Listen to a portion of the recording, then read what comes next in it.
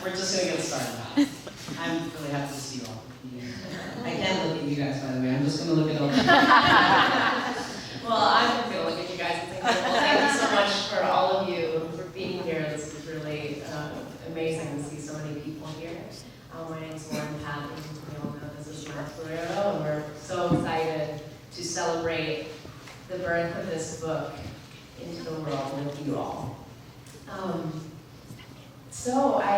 My first real question for you is pretty simple. I just thought, of course, this book is a memoir, so it's the story of your life in a lot of ways. But I think it's, rather than just saying, oh, it's a book about your life, I wanted to know, for you, what is the story of this book? What do you feel is the story that you're telling through this book?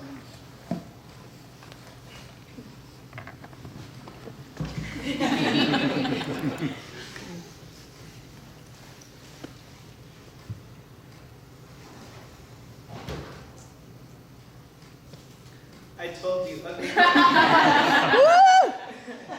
It's a story about love. It's a story about love.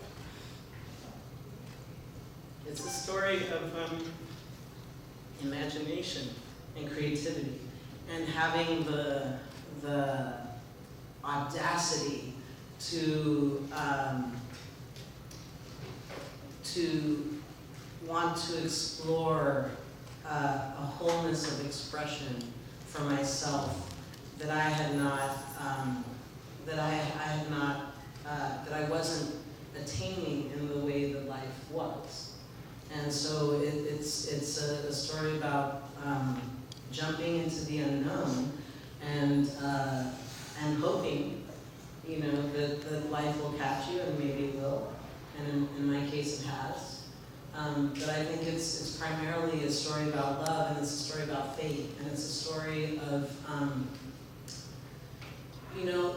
imagining a world that could work for us as opposed to a world that we can work for, if that makes sense. Or not that we wouldn't work for the world, but a world that can also satisfy our curiosity and our senses,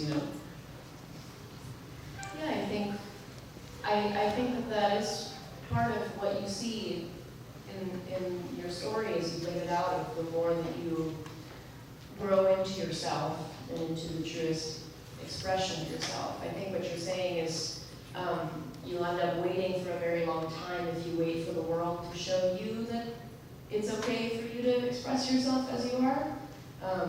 It takes an extraordinary amount of faith and trust to do this, but I think what you've done and shared in your book is that if you lead the way, if you show up in that way, that the world will surprise you and come to meet you. Sometimes you have to ask to be met instead of waiting for the door to open. You gotta open it yourself. Well, if you don't ask, you don't give the benefit of the answer. If you don't ask, you don't know if you might get what you need or what you want, So I think that's true. Yeah, absolutely. I think something that's in that first section is in the first few chapters that I know we talked about, is that you really paint such a vivid portrait of Colombia and growing up in Colombia in your childhood in a time that has been wildly sensationalized by American media. The first time that I visited Colombia, I was by myself, and it was even revealing to me how not just my parents, but random people in my life were all like, oh, you're going to Colombia by yourself? Are you going to be okay? All of a sudden, this was 2018, So we have this perception as Americans, I think, a very narrow perception of what Colombia is, and particularly during the time in which you grew up. And so I want to know how it felt for you sort of sketching this portrait of your Colombia and your experience of it, and not shying away from the fact that it was a very violent time, but also just telling it as the truth of your experience growing up there. Yeah, I've spent sort of part of my adult life bringing people to Colombia. As a yoga teacher, I do retreats there, and I bring people there.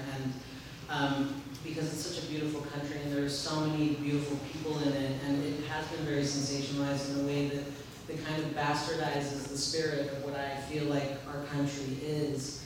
And I think that in the book, I tried to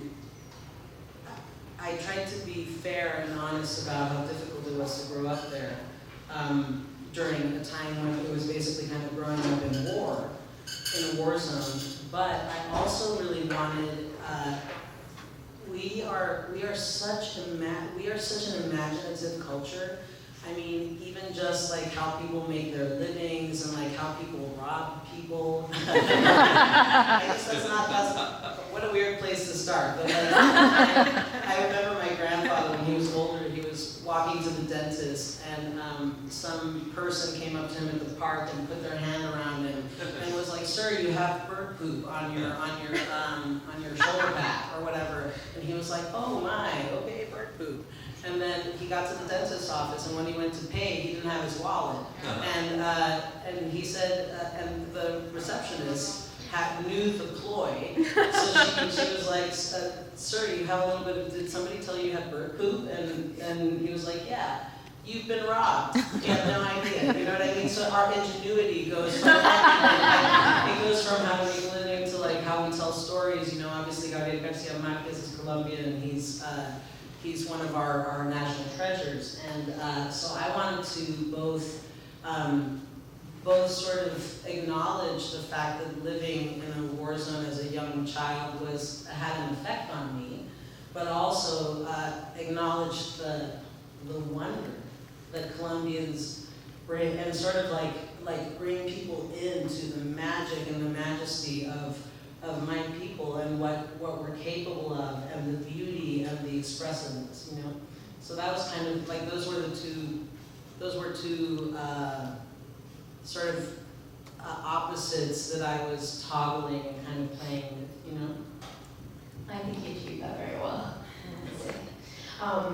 There's so many little stories and anecdotes that you've woven in so beautifully, but I also know, in knowing you, that's like 1/100 of your stories and your anecdotes. So I wanted to ask if there was anything, if you have a favorite story that didn't make its way into the book, whether it maybe it's from your youth in Colombia, or just because there's so many adventures that you have had, but if there's a story that comes to mind that didn't wend its way into the book that you'd like to share.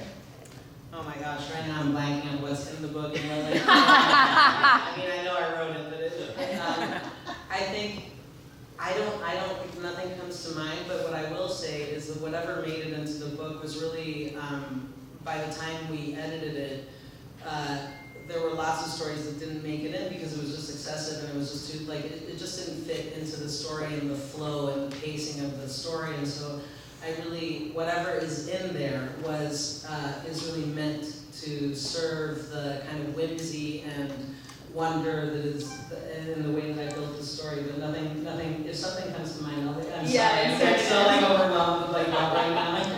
Well, it's a lot to be like, pick one story in your life right now and make sure it's not in the book. Why don't you tell us a little bit about just the origins of writing this book? Like what was the beginnings of you deciding that you wanted to tell your story in this way? I am going to tell a story, actually. This one's in the book, but it's one of my favorites. It's like my grandmother on my mom's side she was really adamant that good manners and behaving appropriately was a good thing, because there was this manual called the Manual de Cabreño, which is like a manual of etiquette that people used to read in those times. And so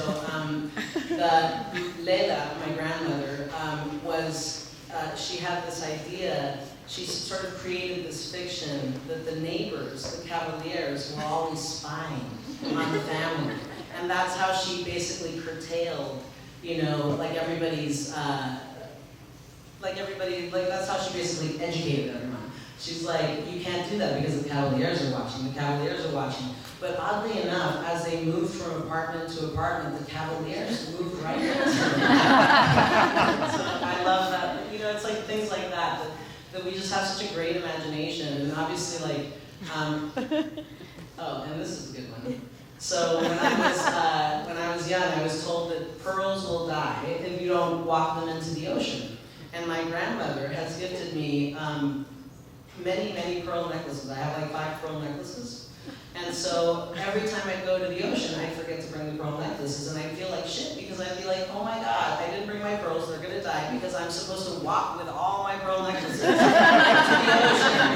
And then I told my friend Scott one day, I was like, well, I feel so bad because I didn't bring my grandmother's pearls. And I have to walk them into the ocean and they're gonna die. This is my fault. And he was like, what are you talking about? I was like, well, don't you know? If you don't bring pearls into the ocean, they die. And he was like, I don't actually think that's true. This was before Google, so we couldn't prove it. I'm sorry, what did you ask me? No, those stories were great. I was just gonna say, I was just asking you about when did you know really that what was the sort of inciting incident of you wanting to write this book and tell your story in this way? I wrote a blog for 12 years, and I wanted to do, I come from a family of writers. My mom and my sister are both published writers, and I just felt like that was their thing. I tried to be an actor for a long time, and I thought that was my thing.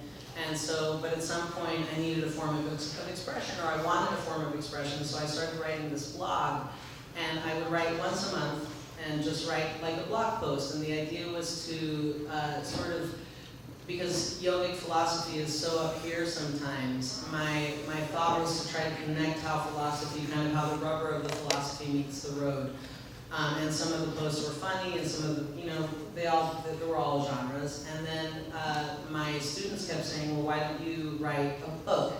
And I guess, I don't really know when I started sitting down to write it, but at some point, I thought, well, maybe I'll do a compilation of these essays because people seem to like them. And when I started compiling them, I really realized that the story, in the time that we're in, the story that needed to be told was another story, a positive trans story, like a story of you know, that had fairness and honesty in terms of what it is to be trans and what it is to not have representation, and to have to invent yourself into being, but also that acknowledged that some of us can actually make it, and we don't all have to die at the end of the story. So that was kind of the, you know, when I started compiling, I was like, no, it needs to be something else. And then I just kind of let it guide me, and here we are. Here we are. Here we are. Oh my God, we're here. The first thing that I want to talk to you about, I think is a theme throughout the book, and it's something that I personally really resonated with as a queer person, which is, I think, the unique kind of power and magic of queer relationships, because I think the experience that I resonated with, that I feel like is throughout your book, is the experience of finding, like, delving deeper into the truer and truer version of yourself in relationship to another person. And that not always meaning that you're getting closer and closer to that person, but that person is helping you get closer and closer to yourself. And I think that that's a pretty universal queer experience. I think we probably all had the like disillusion of a relationship in order to be closer to ourselves and more true to ourselves. And while there's a lot of pain and sadness in that type of experience, it's also really beautiful. And I think it's part of why so many queer exes stay friends. Like, I think there's a lot of just deep connection and love and understanding between queer people. And I see that so beautifully in many of the relationships that you bring up in your book. Some of them carry extreme pain, but also I feel that you hold such a gratitude for all of these people. And I think it's even how you talk about it in the acknowledgments at the end of the book. Such gratitude for each of these people that you've been in relationship with and to, who helped you get closer to yourself and just want to know more about your experience around that. Sure, I think the point that you bring up is really important because I think as gay people or queer people, we've had to, especially, like I'm a little older than you are, I'm 46, and we had to kind of really invent ourselves and imagine ourselves into being, and I think oftentimes we had to, because we had to put so much on the line with our relationships, like committing or admitting or even being like, yes, I choose you, was such a thing that could basically rock your whole world. It could leave you familyless. It could leave you, like schoolless. Like I went to a university in Salt Lake City, and like I know that, for example, in BYU, they would kick people out of school for being, and I'm sure they still do, for being gay. And so I think that there was so much on the line that, unlike the pressure of that, would create this kind of pressure cooker in this container, which was really bittersweet and also very tragically beautiful because it did bring this closeness with all these people that I'm so grateful for all of you.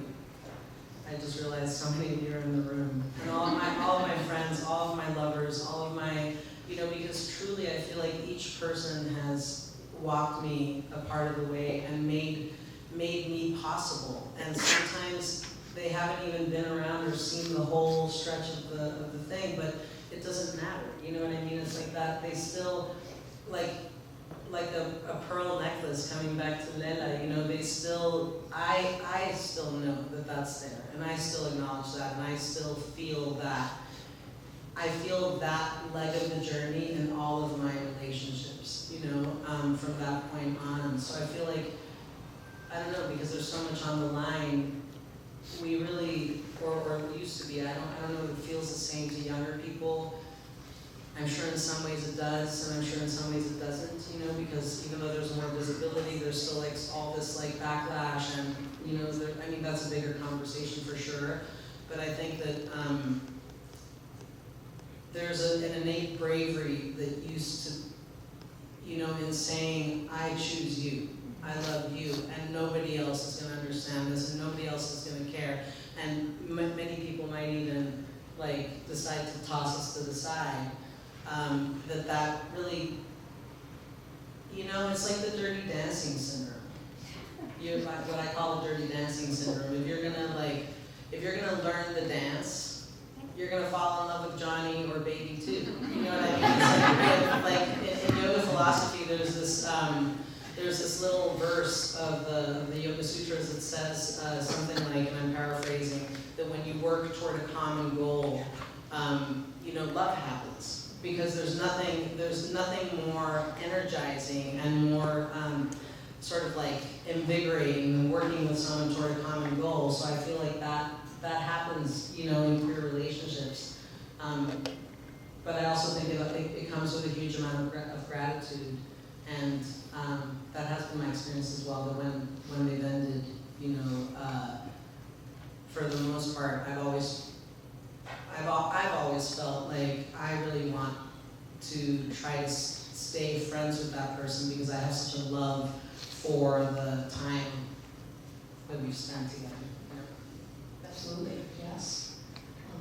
I think another part of that passage that I find very moving is, I mean, this is, I think, for sure not just a queer experience, but of course, I relate to it as a queer experience, but those they're like gut-punching moments when something is spoken to a room that is undeniably true.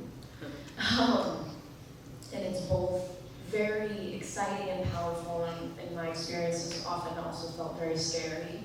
And I think that I don't know that I'm certainly not a scholar of trans literature, but your passage about speaking your name for the first time feels to me, I haven't read something that's quite really talked about that experience of sort of like honing in on that particular part of you. And I think, you know, you don't write it in this particular passage, but it's really woven throughout the book, your relationship to the ancestors, and that feeling of your spiritual connection and sort of the divinity of the ancestors looking over and watching out for you. And because that's so interwoven in the book, I feel that very strongly in that passage as well. And I think, I just wanted to ask you what you feel. I think your life story is like very particularly attuned to this, like the connection between like queerness and sort of like the divine and this feeling of spirituality and like connection with your community and with your world and your spirit world. I think that in traditional spirituality and divinity, we are obviously historically cut out and shamed and felt that we don't have any sort of space there. And I think what is so healing about your book is you offer a path towards spiritual wellness and like and true connection that you have found for yourself. And it's like it feels like really an offering. So I wanted to ask you about your experience with that and what it meant to really write that and weave that into your book. I think we can all relate to moments where we speak the truth, and the truth has a groundbreaking way of stopping time. Like when you say something that's true, it is undeniable, and it's like everybody feels it in the room. And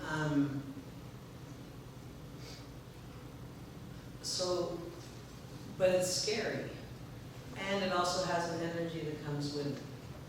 And I think for me, the ancestors, I think it's funny, you know, like I've studied so many Eastern philosophies. I think with religion, I went that direction. You know, I went into Eastern philosophy because at least I wasn't born of sin, but at least there was something going for me. You know what I mean? So I was like, okay, like maybe these people can kind of offer a home, you know? And I think that there's something, for me, the spirituality that I've uncovered or discovered is anytime that we try to cut or section off a part of ourselves, it shatters something. It shatters like the wholeness that we carry. And for me, the most divine thing in the world is the feeling of being whole. And is the feeling of others being whole. You know, like I spend my life sort of inviting other people into their own wholeness, because I want to live in a world of people that are wholehearted and that have their whole selves. And I feel like when we cut things off of ourselves, what ends up happening is the rage and the hatred. And I know that I was going to say something about this at the beginning, but I'm aware of everything that's happening in the world, and I know how the suffering, you know what I mean? And I personally, my experience of that is when we do not acknowledge our wholeness, and all of that comes attached to shame, you know? So I think I had to, because there's such in divinity and like spirituality, there's such a sort of like loathing of us, you know? I had to kind of take those ideas and find where they, like a tuning fork, where they sang for me, you know? And that's kind of what I've, you know, as a yoga teacher, that's sort of what I preach and whatever, but I think that's, yeah, I just think if we acknowledged sort of even the things that we were shameful about, maybe we wouldn't try to kill each other to stop the pain. You know? How do you feel about taking a few questions? I feel great about it. Does anybody have a question that they'd like to ask Miles? I'll call on folks if you want to raise your hand. You don't have to be shy, I promise. And we know you haven't read the book, so it's like hard to ask questions about the book. Yes. What's it like writing about all of the people that you love and wanting to be truthful to how you felt at that time? That's a good question. What's it like writing about the people that you love and trying to be truthful about? That was the question. It's really hard. I think what I tried to do was point the story at me the most that I could. I wasn't trying, like in the book, my intention was never to point fingers and be like, you did this and you did that, because really, I live a blessed life, and I don't use that word lightly, you know? And I wanted to also be fair with things that did happen, because the learning happens in those moments. And so I wanted to leave space for that, but to try to be as fair and honest as possible, and also try to be loving in my telling of the story, you know. And I know that I'm aware that once a book is out, that this is now not mine any longer. You know, that it becomes yours, and that it becomes my family's, and that it becomes my ex's, and that it becomes, and I leave space for everybody's experience reading it. And I just try to be as fair and as, you know, as possible, without being like, you know, this is what happened because of you, like trying to look at it like, what is my part in it, and also how did this shape me, you know, in the moments that they did shape me. And, you know, hopefully you succeed in that. Like, I feel like I wrote with love in my heart, and I hope that it reads that way. And I can't control how it lands, but I really wanted, because I feel like something that's problematic in the experience of being trans is that there's a feeling that I knew more than I knew, that we all knew more than we knew. And the thing is, my family, like, you know what I mean? And the thing is, like, we were fumbling through the dark learning, and that created really shitty situations sometimes. You know what I mean? But it wasn't anybody's fault. We were learning together, and I'm a huge fan of the learning. I don't care about the messiness. I even don't care about the hurt. I'm not gonna hang on to it. But what I'm interested in is that we can learn, and that we can change, and that we can be like, oh wow, that was shitty. That's not gonna happen again. You know what I mean? And so for me, it was more about that, about the ability to move forward with grace, and how we've all done that, and how it's still, you know, like the learning isn't perfect. It hasn't stopped. It's not like right now, like, you know, like we keep fumbling through it, and how can I walk toward you, and how can you walk toward me, you know? And that's kind of what I focus on in the trying to tell the story. Yeah. I have 2 questions. Okay, the first question is how you had to cut out a lot of things. Obviously, you had to refine to create this story, and whittle down and refine. And I'm wondering if the book still feels like it's you in full, or is it like a thread of a truth that Tuning Fork is true, this book? But that's the first question. And then the second question is, your life is not over. So having having written a memoir at a young age, does that how does that inform like your relationship with the present, and the relationship that you have moving through moment to moment as your life is? Yeah, okay. Okay, yeah. The first question, sorry, remind me. Like, there is a lot left out. So do you right, so is it still true? Is it still true? Is it like yes. a version? Is it like yes, yeah. I think so. I think what ended up, you know, like actually the book was really, the manuscript, our wonderful editor Gretchen, for some reason loved the manuscript as it was. So it really went through very little. Like what you're getting is basically what I gave her, with some better punctuation in some parts, and maybe some better spelling, because I'm a shitty speller, you know, and so that's really good. But I feel like even though it's pared down and distilled, like I do feel like it leaves enough room that there's still room for all of it, even though it's just obviously like a specific telling of that story, right? And then the other question that you asked, how does it feel to have that out? You know, like, what is the relationship to the present now with having the memoir out at such a young age?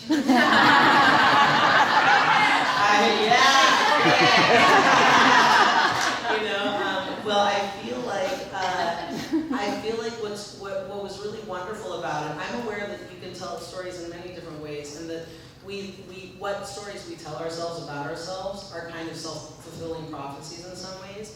And I'm not married to this story necessarily, but for me, as a trans person, it was really important to go back and be able to find at least whatever my connection was of the dots, so that I could understand how it took me 40 years to come into being. We're always coming into being, right? But how I got here. You know, because the process has been so slow and so mysterious and so terrifying and all the things that I think, there's definitely that. And I think probably a sequel in there somewhere, whenever, in this, because I think the book gets us to the point where, I began my transition, but there's no, I think a lot of the real subtleties of the transition don't exist yet, but they didn't exist when the book was written, Right. And they probably won't exist for a little while longer, That's good, we'll do the movie. Okay. Oh, Yeah, and then we'll start the Miles Borrero universe, the adventures and the sequels, multiverse. I've always wanted to be a superhero. Yes, up there. So I'm cis, so I'm going to just state that. And my understanding from trans friends and also the media by trans people that I take in is that it can be a really complicated relationship once you transition to the especially child that's your childhood, and yet that is probably not your name anymore, that's not how you identify anymore, that isn't a true version of yourself, or however each individual frames it. And being aware of that as a common, although obviously not all-encompassing, theme within the trans experience, I wonder about writing a memoir where you have to so bring the little kid out that you were and show her, however you framed, right, depending on, to the whole world, like you're saying, it belongs to the world now, and I just wonder what that's been like for you to grapple with, and your relationship with that little kiddo that now we all get to read about. I think the little kid, we are the same. I'm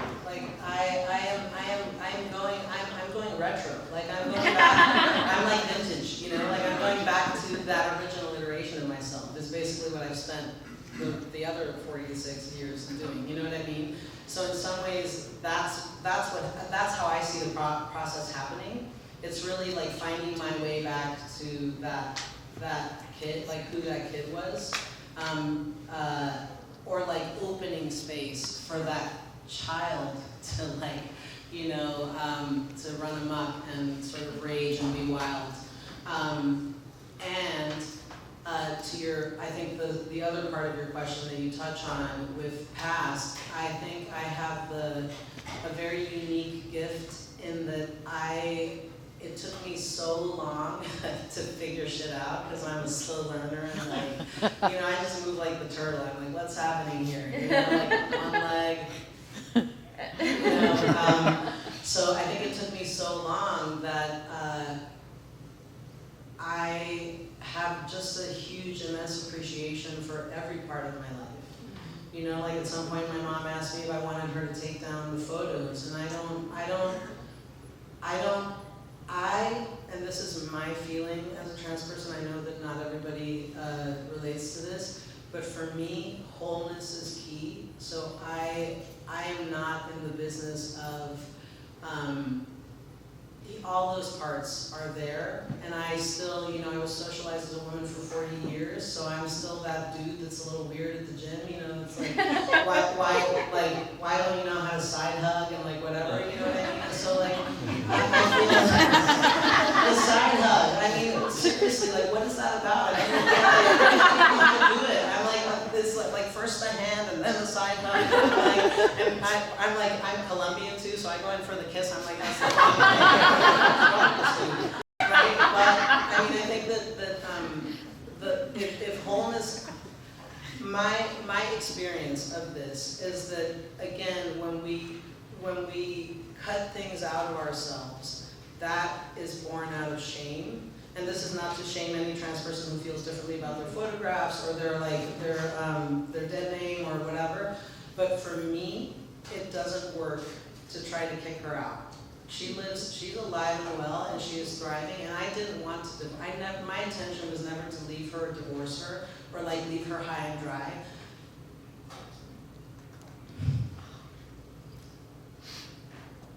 I just wanted her to be able to have full expression. I wanted her to be able to explore her masculine side. I wanted her to be able to, you know, like, I wanted all of it. I wanted the whole caboodle. You know, and so that's what I went for. So I will never, you know, like that's just not, you know, like I love every part of what has brought me here, even when it's painful. I acknowledge the worth in that, you know. But I know it's not the same for everybody, and I also, you know, I have to say that I'm a little more mature than some of the, you know, in terms of, not because I'm so mature, but like, you know, I'm a little older, so I just have the benefit of time behind me, and being able to appreciate things with a little bit more perspective. And so perhaps it means something different to me to transition at my age than it does to someone who's 12 or someone who's, you know, 15 or 25.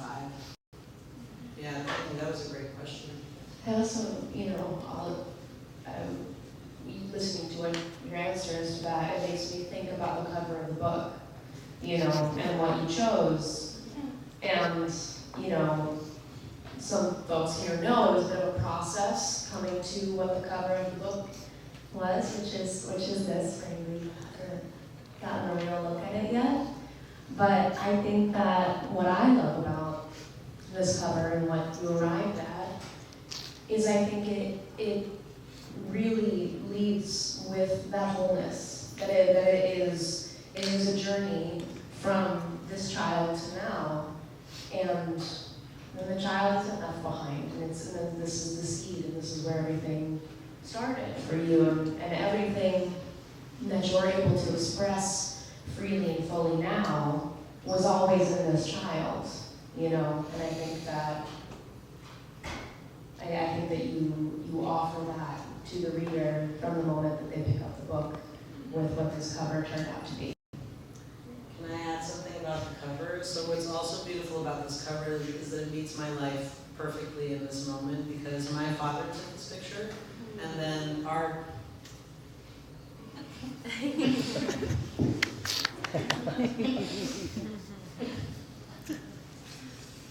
kiddo doodled it, and then a friend turned it into a cup. So it's like, it took a village, you know, and it's like my life meeting its present, where I have love with two kids, and you know, like having that and being able to bring them into or like their, you know, willingness to just be like, hey, can you doodle something on this picture? Like, what would you do if you doodled on it? And then it just was perfect, you know, and I love that it's kind of like, this kid never knew that was possible, that I could have love, that I could enjoy it, you know.